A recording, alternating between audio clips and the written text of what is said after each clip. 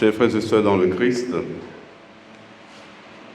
l'évangile du dimanche dernier, deuxième dimanche de l'Avent, nous présentait le ministère de Jean-Baptiste qui introduisait en même temps au ministère de Jésus.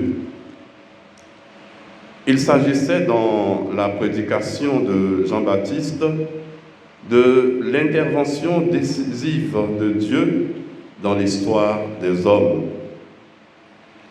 Cette prédication nous a permis de comprendre que l'action de Dieu n'est pas en dehors du monde, comme isolée dans des nuages ou à des années-lumière de nous, mais qu'elle se déroule cachée à l'intérieur même des événements de nos vies.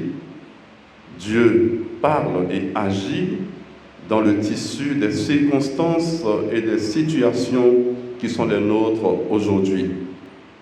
En effet, l'invitation à être toujours dans la joie du Seigneur, dont parle l'apôtre Paul dans la première lecture, et qui a inspiré la composition du chant d'entrée de cette célébration, note dominante de la liturgie de ce troisième dimanche de l'Avent, trouve sa raison d'être dans la conclusion de l'évangile que nous venons de proclamer. Saint Luc dit: la bonne nouvelle est annoncée dans la venue du Christ. La question qui a été posée à Jean-Baptiste, que devons-nous faire, est à situer dans le contexte de sa prédication. Saint Luc nous apprend dans son évangile que la parole de Dieu fut adressée à Jean dans le désert. Il parcourut toute la région du Jourdain, proclamant un baptême de conversion qui amènerait le pardon des péchés. Remarquons ici que les thèmes de conversion et de pardon abondent traditionnellement pendant le temps de carême, mais employés en plein temps de l'Avent, il nous suggère qu'au cœur du temps de l'Avent, il y a forcément une démarche de conversion et de pardon à entreprendre personnellement. On pourrait dire que nous avons affaire à une sorte de petit carême. Le temps de l'Avent, nous le savons, frères et sœurs, est défini comme un temps de préparation à l'avènement du Christ, dont la naissance apporte à l'humanité le germe d'une vie nouvelle qui grandit dans le cœur des chrétiens, se manifeste par la charité et s'épanouira totalement lors de sa venue à la fin des temps. Ainsi, vivre le temps de l'Avent, c'est savoir bousculer nos vies. Vivre le temps de l'Avent, c'est savoir bousculer nos habitudes et nos conforts pour la venue du Fils de Dieu. Jean-Baptiste quitte le désert pour la région du Jourdain. Elle est vaste, cette région. La force et la rigueur de ses paroles ne doivent pas faire naître en nous la peur ou le découragement, car c'est baptisé dans l'Esprit Saint et le feu que nous pourrons accomplir ce programme austère et pourtant si normal. Lorsque le Christ et dans sa lignée l'Église nous reçoit par le baptême, la force même de Dieu se répand dans nos cœurs. Et de cette source inépuisable jaillira tout bien que nous pourrons accomplir en ce monde. Certes, il ne faut pas négliger les résistances qui en nous entravent l'action de l'Esprit Saint.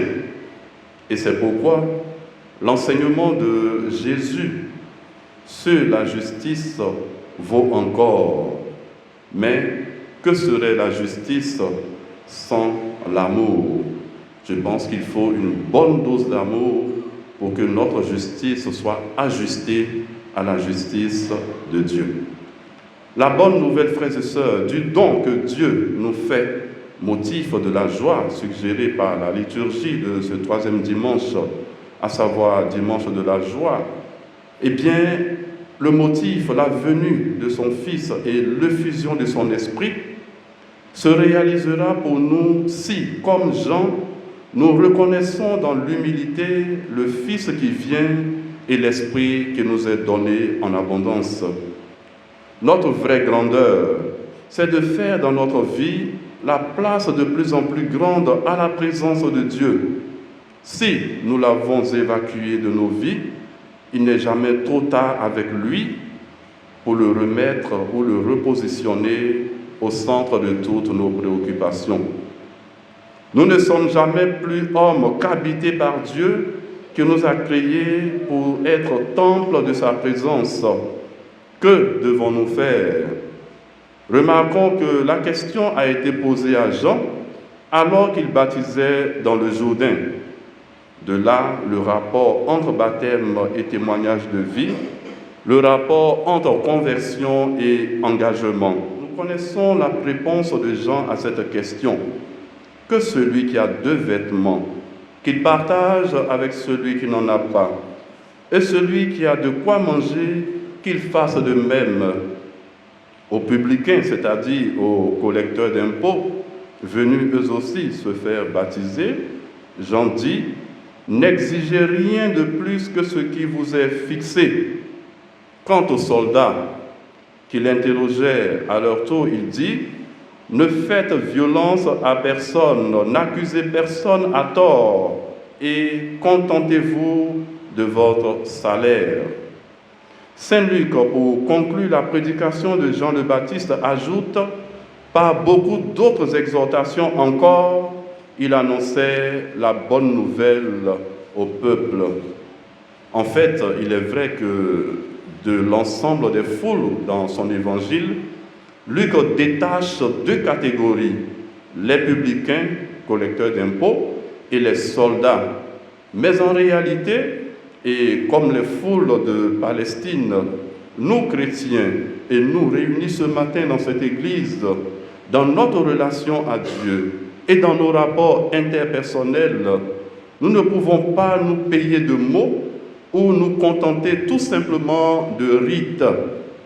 S'il existe beaucoup d'autres catégories à côté des publicains et des soldats, et il en existe, alors, frères et sœurs, à quelle catégorie appartenons-nous et que devons-nous faire?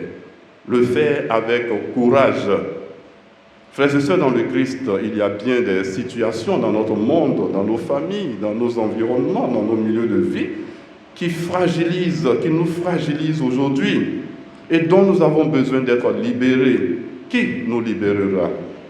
Nous le savons, il n'y a pas que la maladie qui fragilise l'homme, oui, la maladie nous fragilise. Ayons une pensée spéciale pour toutes ces personnes qui sont malades et qui comptent sur nos prières malgré notre faiblesse.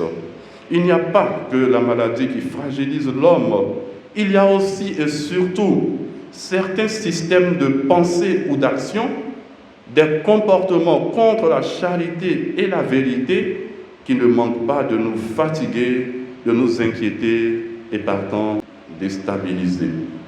Dans sa prédication, une prédication claire, nette, précise, réalisable, pas la moindre trace d'intellectualisme ou d'ésotérisme.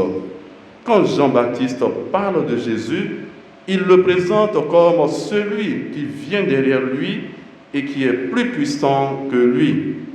Jésus baptise dans l'Esprit Saint et dans le feu. Mais quand il parle de lui-même, il se présente comme celui qui est moins puissant, qui n'est pas digne de défaire la courroie des sandales de celui qui vient après lui. Jean-Baptiste se présente tout simplement comme une voix. Et là encore, une voix qui crie tout simplement à travers le désert. Il se dresse et des foules accourent. Car la parole de Dieu annonce une bonne nouvelle. Et cette bonne nouvelle, c'est même cette bonne nouvelle qu'annonçait aussi le prophète Sophonie dans la première lecture.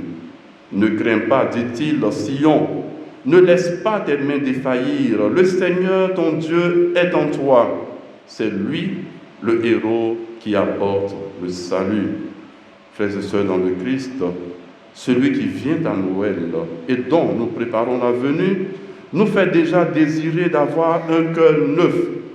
Il crée et donne la vie là où il n'y avait que solitude et désespoir. Les temps sont accomplis. Le règne de Dieu est tout proche. Convertissons-nous et croyons à la bonne nouvelle.